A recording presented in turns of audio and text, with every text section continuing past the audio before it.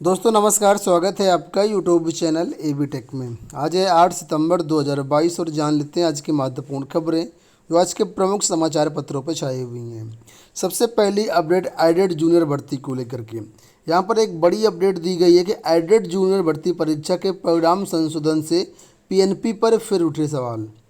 Computer से जांची गई कॉपी तो 3,140 फेलियर कैसे हुए पास। अब यहाँ पर पूरी कहानी लिखी हुई है कि 1504 पद थे सहायक अध्यापक के, प्रधानाध्यापक के 390 पद थे। 17 अक्टूबर 2021 को परीक्षा का आयोजन करवाया गया। उसके बाद नवंबर में रिजल्ट जारी किया गया। तो यहाँ पर अपडेट ये है कि इस परीक्षा में 3,140 ऐसे अभ्यर्थी पास हो गए थे जो दोबारा हुई परीक्षा की जांच में फेल हो गई हैं। लिखित परीक्षा ओएमआर सीट के माध्यम से कराई गई थी, जिसकी जांच स्कैनर और कंप्यूटर के माध्यम से होती है। तो सवाल ये है कि इतने बड़े पैमाने पर फेल अभ्यर्थियों को पहले कैसे पास कर दिया गया था। ओएमआर सीट से होने वाले मूल्यांकन में बगैर मानवीय हस्तक्षेप के एक भी फेल अभ्यर्थी का पास होना संभव नहीं है। दोबारा जाँच हुई और फेल अभ्यर्थियों की ओर से की गई याचिकाओं पर हाईकोर्ट के आदेश पर कराई गई परिणाम में हुए परिवर्तन से पीएनपी दफ्तर के लोग भी हैरत में हैं। हजारों अभ्यर्थियों के करियर से खेलने के लिए किसी की जिम्मेदारी नहीं तय की गई। ये परीक्षा पीएनपी के पूर्व सचिव संजय कुमार उपाध्याय के समय करवाई गई थी। इन्हीं के कार्यकाल में 30 नवंबर को यूपीटीटी 2021 का पेपर भी लीक हुआ था, जिस कारण परीक्षा निरस्त करनी पड़ी थी। उस मामले में तत्कालीन संजय कुमार उपाध्याय की गिरफ्तारी भी हुई। इससे पहले 68,500 सहायक अध्यापक भर्ती के लिए आयोजित परीक्षा में ऐसे अभ्यर्थियों को पास कर दिया गया था जो परीक्षा में शामिल हुए नहीं हुए थे, फेल थे। ठीक है, उस समय जो है सचिव सुत्ता सिंह को निलंबित किया गया था। बाद में परिणाम तैयार करने वाली एजेंसी को भी ब्लैकलिस्ट किया गया। तो सवाल ये है कि इतनी बड़ी लापरवाही होती है भर्तियों में और इन पर कार्रवाई एक कड़ी कार्रवाई होनी चाहिए। और खासकर अगर जूनियर की बात करें तो इसमें अभी तक किसी के ऊपर भी कोई कार्रवाई नहीं की गई है।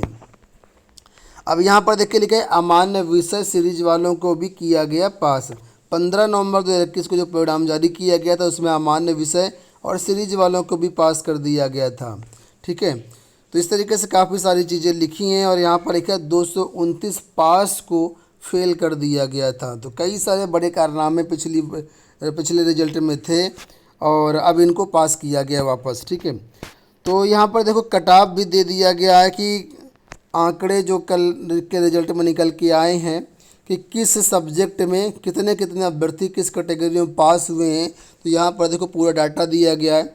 सहायक अध्यापक का जो परिणाम है उसमें 42,066 अभ्यर्थी क्वालिफाई हुए हैं। प्रधानाध्यापक में 1,544 क्वालिफाई हुए हैं। और यहाँ पर ये देखिए विषयवार परिणाम आपके सामने कि संस्कृत में 5,941 पास हुए हैं, हिंदी में 13,198 पास हुए हैं, अंग्रेजी में 4,898 पास हुए हैं, सामाजिक विज्ञान में 10,428 अभ्यर्थी पास हैं, गणित विज्ञान में 7,601, कुल 42,066 हैं। इसी तरह प्रधानाध्यापक भर्ती में भी पूरा डाटा यहाँ पर दिया गया है। अब यहाँ पर अपडेट ये भी है कि शिक्षक भर्ती के अभ्यर्थियों का खत्म होगा इंतजार। अब जो है इनकी काउंसलिंग वगैरह करवा करके अब आगे की प्रक्रिया शीघ्र ही शुरू होने की उम्मीद है। तो खैर जो भी अपडेट आती रहेगी चैनल के माध्यम से सारी अपडेट हम आपको देते रहेंगे। आपसे गुजारिश है अगर आपने टेलीग्राम चैनल ज्वाइन ना किया हो तो टेलीग्राम चैनल जरूर ज्वाइन कर लीजिएगा। टेलीग्राम पर सर्च करिएगा एबी टेक 123 और वहाँ पर हमारा टेलीग्राम आपको मिल जाएगा, ज्वाइन कर लीजिएगा। लिंक वीडियो के डिस्क्रिप्शन बॉक्स में भी दिया गया है।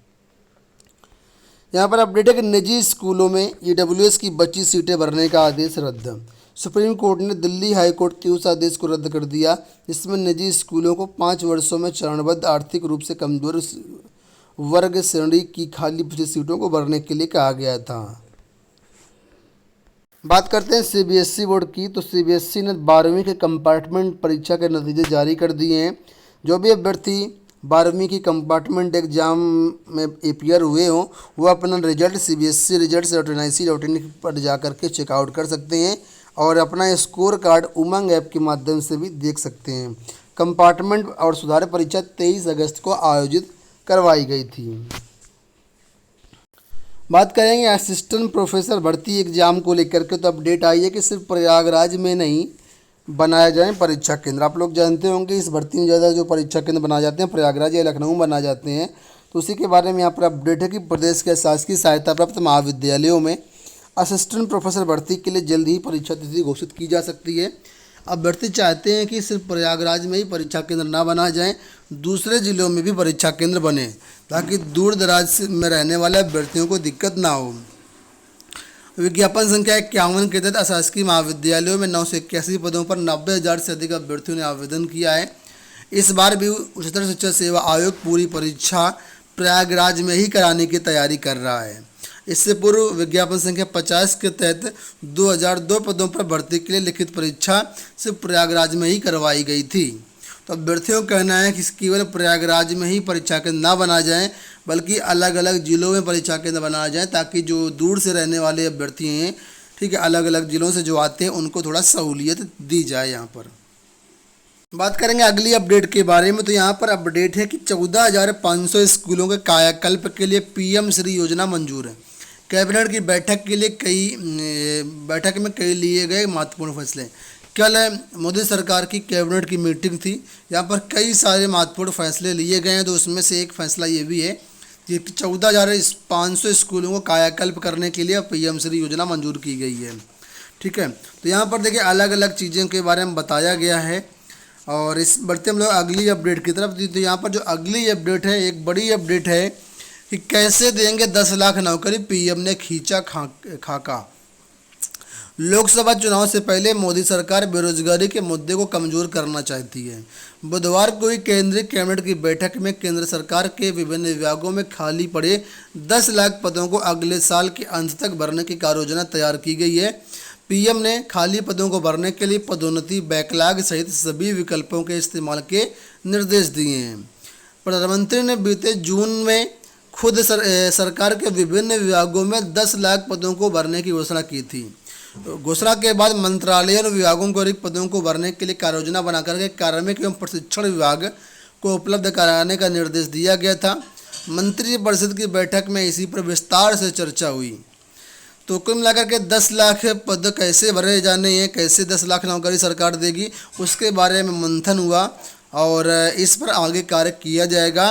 तो यहाँ पर देखिए अपडेट किया गया कि एक भी पद खाली ना रहे, ऐसा विभागों को कहा गया है। कहाँ कितने पद खाली हैं उसका पूरा ब्यौरा यहाँ पर बताने के लिए कहा गया है। कई विभागों की तरफ से जारी भी किया गया था ब्यौरा। सरकार चाहती है कि 2024 के चुनाव में रोजगार इनके लिए बाधा न रहे, इसी वजह से सरकार ये प्रयास कर रही कि 2023 के अंत तक जो भी वैकेंसी है केंद्र सरकार के विभागों में वो हर हाल में भर दी जाए। अब अभ्युदय योजना के बारे में यहाँ पर अपडेट है कि पढ़ाने वाले 2 आया 1, पढ़ने वाला कोई नहीं। हाल ये है कि प्रतापगढ़ में मुख्यमंत्री योजना का सच ये है कि 105 ने यहाँ पर पंजीकरण करवाया है। 4 अप्रैल 2022 को योजना की शुरुआत हुई थी। कक्षा के लिए जीआईसी के 2 कक्षा आरक्षित किए गए हैं। 105 अभ्यर्थियों में से पढ़ने के लिए कोई भी अभ्यर्थी नहीं आया। 2 टीचर की नियुक्ति हुई थी, उसमें से 1 टीचर ही पढ़ाने के लिए आए और छात्रों के इंतजार में बैठे रहे।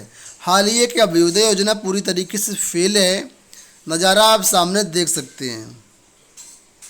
अगली अपडेट यहाँ पर नीट यूजी परिणाम को लेकर के 2022 यूजी के परिणाम के नतीजे जारी कर दिए गए हैं और जो भी अभ्यर्थी इसमें है तो अपना रिजल्ट चेकआउट कर सकते हैं। राजस्थान की तनिष्का ने पहला स्थान हासिल किया है, वहीं दिल्ली के वत्स आशीष बत्रा को दूसरा स्थान मिला है। तो दोस्तों ये हो गई आज की सारी अपडेट। ऐसा करते वीडियो पसंद आया होगा। इस वीडियो में इतना ही, धन्यवाद।